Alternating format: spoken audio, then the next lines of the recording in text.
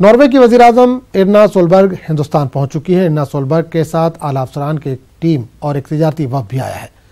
3 रोजा दौरे के दौरान इरना सोलबर्ग वजीर-आज़म नरेंद्र मोदी के साथ मीटिंग करेंगी। वहीं सदर जमहूरिया रामनाथ कोविंद और नायब सदर जमहूरिया वेंकैया नायडू से भी मुलाकात करेंगी, जबकि वजीर खारजा सुषमा स्वराज से भी इरना सोलबर्ग की मुलाकात होनी है।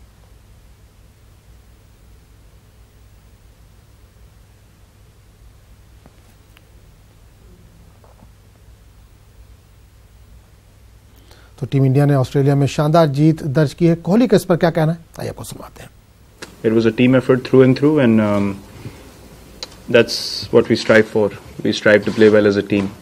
Single spells and single innings don't win you games of cricket, especially test matches, and this is a team that doesn't play for single innings and single spells. 12 महीने में हम जितने टॉसेस हारे हैं, उन मैचेस में अगर आप हमारा परफॉर्मेंस देखें, अगर आप मन से देखना चाहें तो आपको समझ आएगा कि हम कैसी क्रिकेट खेले।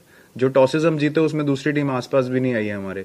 तो ये मैं एक एरोगेंट वे में नहीं कह रहा हूँ, ये मैं सच्चाई बोल रहा हूँ कि हम इतना बिलीफ रखते हैं एज ए टीम अपने अंदर कि हम लोग किसी को भी कहीं भी हरा सकते हैं। It's 12 months. You know, this tour didn't start in Australia. I mean, this tour started 12 months ago in South Africa, where we said there's a certain brand of cricket we're going to play. We're going to experiment with combinations, find out what suits the team the best, and take it forward from there. World Cup 83, World Championship 85. This is as big or even bigger because this is in the truest format of the game. ठंड का कहर किसी तरह कम नहीं हो रहा है। शुमाली हिंद में ठंड ने अब दीगर इलाकों को अपनी गिरफ्त में लेना शुरू कर दिया है।